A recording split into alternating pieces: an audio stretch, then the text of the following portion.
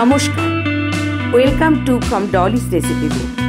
আপনাদের সবাইকে আমার ভালোবাসা জানাই।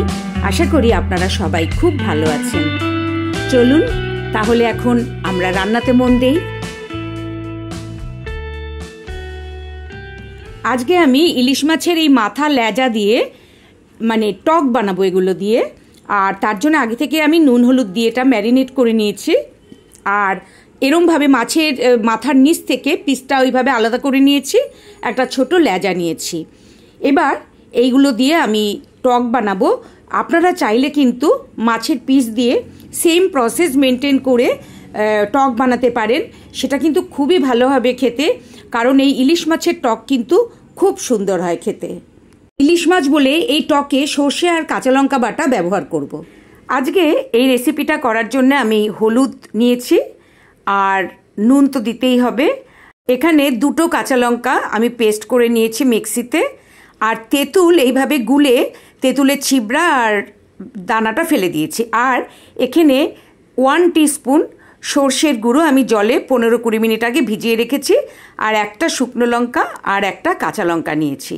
শুকনো লঙ্কা নিয়েছি ফোড়নে দেব, আর একটু সর্ষে নিয়েছি, সেটাও আমি ফোড়নে দেব। এবার আমি রান্না শুরু করছি। কড়াই গ্যাসে বসিয়ে দিয়েছি, আর এখানে আমি সর্ষের তেল ব্যবহার করব।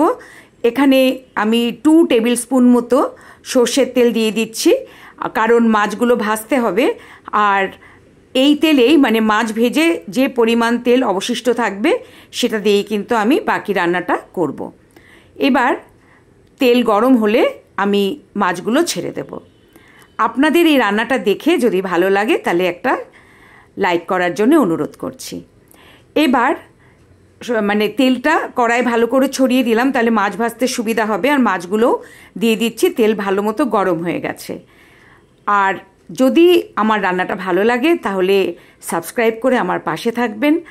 আর সাবস্ক্রাইব করলে পরের যে নোটিফিকেশান রান্নার নোটিফিকেশান পেয়ে যাবেন, আর আমারও রান্না করার এনার্জি বাড়বে। এবার আমি উল্টে দিচ্ছি মাছগুলো। ওই পাশটা হয়ে গেছে, আবার এই পাশটা একটু করে নেব। আর আপনাদের যদি রান্নাটা ভালো লাগে তাহলে একটু শেয়ার করবেন, আর কমেন্ট করে জানাবেন যে কেমন লাগলো। আর এখানে কিন্তু আমি এমন একটা ইনগ্রেডিয়েন্ট ব্যবহার করব, যেটা আমি অনেককেই দেখছি যে ব্যবহার করে না, কিন্তু ইলিশ মাছে এই ইনগ্রেডিয়েন্টটা কিন্তু ভীষণ ভালো যায়। আর এইটা দেওয়ার ফলেই কিন্তু খুব ভালো হয় রান্নাটা। সেটা হচ্ছে সর্ষে বাটা আর কাঁচা লঙ্কা বাটা। এবার মাছ ভাজা হয়ে গেছে, আমি মাছগুলো তুলে নিচ্ছি। এবার এই তেলেই আমি ফোড়ন দেব, দিয়ে রান্না শুরু করব। কারণ যথেষ্ট তেল আছে। 1/2 টিস্পুন আমি এখানে সর্ষে দিয়ে দিলাম, আর একটা শুকনো লঙ্কা ছিঁড়ে দিয়ে দিলাম। জাস্ট একবার নেড়ে এবার আমি মাছগুলো দিয়ে দিচ্ছি। আর এখন কিন্তু গ্যাসের ফ্লেম লোতে আছে। মাছ যখন ভাজছিলাম তখন মিডিয়ামে ছিল, এখন গ্যাসের ফ্লেম কিন্তু আমি লো করে ফোড়ন দিলাম। আর ইনগ্রেডিয়েন্টগুলো আমি গ্যাসের ফ্লেম লো করে দিচ্ছি। 1/2 টিস্পুন ওখানে হলুদ দিয়ে দিলাম, আর 1/2 টিস্পুন মতো লবণ দিয়ে দিলাম। আমি পরে দেখে আবার লবণ দেবো। এবার আমি এই কাপের 1 কাপ গরম জল ইউজ করলাম, আপনারা চাইলে ঠান্ডা জলও ইউজ করতে পারেন। এবার জল দিয়ে দিলাম, আর নুন হলুদ দেওয়া হয়ে গেছে। এখন এখানে আমি তেঁতুল যে গুলে রেখেছি সেই তেঁতুলের গোলাটা দিয়ে দিচ্ছি। আর এখান থেকে কিন্তু দানা আর ছিবড়াগুলো ভালো করে ছেঁকে ফেলে দিতে হবে। আর তেঁতুলটা 10-15 মিনিট আগে ভিজিয়ে রাখলেই হবে। এই স্পুনের 1.5 স্পুন তেঁতুল গোলা আমি দিয়ে দিলাম। আর এবার এটা ভালো করে নেড়ে চেড়ে ঝোলে মিশিয়ে দিচ্ছি। আর এরপরে আমি এখানে যেটা দেব সেটা মিষ্টি। তো মিষ্টির জন্য আমি এক্ষেত্রে কিন্তু গুড় ব্যবহার করব। আর আপনারা চাইলে চিনি ব্যবহার করতে পারেন। গুড় ব্যবহার করলেও কিন্তু কোনো অসুবিধা নেই, কারণ রান্নার শেষে দেখবেন গুড়ের কোনো গন্ধ নেই, বরঞ্চ এটা শরীরের জন্য ভালো। চিনির থেকে গুড় খাওয়া অনেক ভালো। আর আখের গুড় এমনিও শরীরের জন্যে খুবই ভালো। তো ওই জন্য আমি এখানে আখের গুড় ব্যবহার করেছি। এবার ঝোলটা ফুটে উঠেছে, আমি এখানে গুড় দিয়ে দিচ্ছি। এই চামচের 1 চামচ টিস্পুনের 1 চামচ কিন্তু একটু ভরে দিয়েছি। আর তবে কিন্তু আমি পরে চেখে নিয়ে দেখব যে আর একটু যদি লাগে, কারণ এটা কিন্তু ঝাল টক মিষ্টি সমপরিমাণ হয়। আর এটা কিন্তু কোনো চাটনির মতো কটকটে মিষ্টি হয় না, এটা হালকা মিষ্টি হবে। আর এটা টক ঝাল মিষ্টি অ্যাকচুয়ালি হয়। আর এটা ভাত দিয়ে মেখে খায় এই ঝোলটা, মানে এই যে টকটা, মাছের টকটা। তো ওই জন্যে এখানে কিন্তু সেই জন্যে মানে দেখতে হবে যে ঝালও যেন হয় ভালো মতো, সেই জন্যে আমি এখানে 2টো লঙ্কা পেস্ট করে দিয়েছি।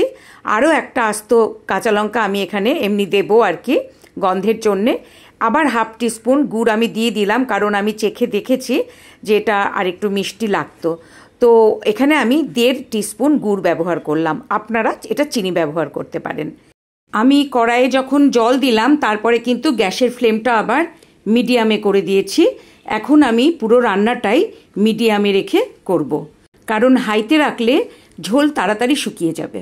আমি একটা আস্ত কাঁচা লঙ্কাও এখানে দিয়ে দিলাম, কারণ আমি আগেই বলেছি এটা কিন্তু টক ঝাল মিষ্টি হয়, মানে বিয়েবাড়ির চাটনির মতো টক মানে কটকটে মিষ্টি হয় না। তো এটার মধ্যে একটা টক টক ভাবও থাকে, একটা হালকা মিষ্টি ভাব থাকে, আর বেশ একটা ঝাল ঝাল মতো থাকে। ভাত দিয়ে মেখে খেতে খুবই ভালো লাগে।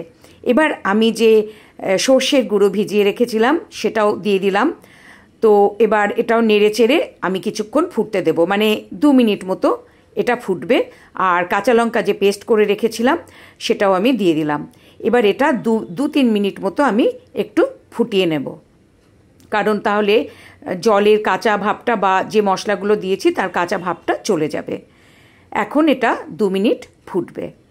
সর্ষে বাটার জন্য কিন্তু এই ঝোলের টেস্টটা খুব সুন্দর হয়, কারণ ইলিশ মাছের সাথে মানে সর্ষে বাটাটা খুব ভালো যায়।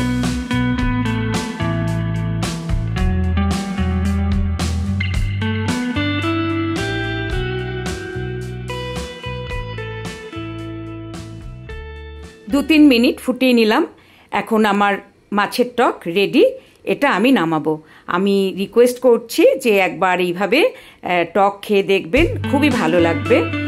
আর এই যে মাথা লেজা এগুলো আমরা তো ঝোলে মানে লেজাটা ঝোলে দিলেও মাথাগুলো তো দেই না, এটা আমরা খুব বেশি হলে খুব কটকটে করে ভেজে আর কি খাই। তো সেই ক্ষেত্রে এরমভাবে যদি একটা মাছের টক বানিয়ে নেন এগুলো দিয়ে, তাহলে কিন্তু খুবই ভালো লাগবে। আর আপনারা চাইলে সেম প্রসেস মেনটেন করে কিন্তু মাছের পিস দিয়েও করতে পারেন, সেটাও কিন্তু খুবই ভালো লাগবে খেতে। তো আজকের মতো নমস্কার, আবার আসবো নতুন কোনো রান্না নিয়ে।